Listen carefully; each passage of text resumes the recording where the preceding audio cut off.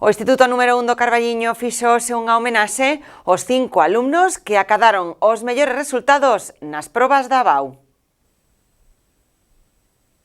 Esta mañá o profesorado do Instituto número 1 do Carballiño fixo unha recepción na que participaron os 5 alumnos do centro que mellores notas acadaron nas probas de avaliación do bacharelato para o acceso á universidade, da antiga selectividade, que foron Daniel Fernández Filloi, Xosé Pérez Blanco, Paula Trigás Nogueira, Marta Castro Soto e Laura de Manuel González. A Xunta de Galicia prepara un acto no que estarán os 20 millores de Galicia, no que se lles entregará o seu correspondente diploma.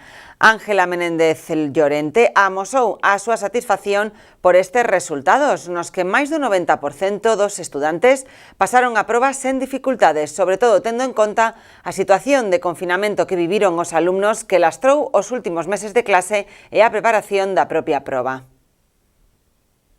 Hemos tenido muy buenos resultados este año, a pesar de todas las condiciones que ha habido. Deciros que, bueno, que lo que sí que aumentó fue la opcionalidad, pero no cambiaron ni los criterios de corrección para las pruebas, ni bajaron tampoco al nivel de los contenidos. O sea, los contenidos se mantuvieron y el nivel de las correcciones también. Entonces, tenemos un resultado muy bueno porque de los alumnos que nos presentaron, el 91,7, una cosa así, o casi 92% de los alumnos aprobaron. Entonces, muy contentos. Y además de esos alumnos, tenemos 5 excelencias académicas. No sé si sabéis lo de la excelencia académica, son un reconocimiento que les da la Xunta de Galicia a los mejores expedientes académicos.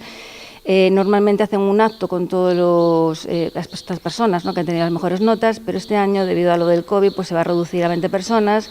No sabemos muy bien cómo será el acto todavía, pero bueno, en principio serán 20 elegidos, creo que al azar, y se les hará un acto y una entrega de diplomas.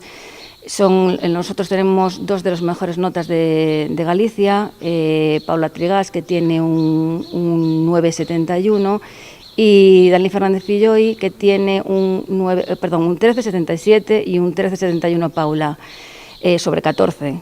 Entonces, pues muy bien, muy contentos, y 5 alumnos en total con excelencia académica.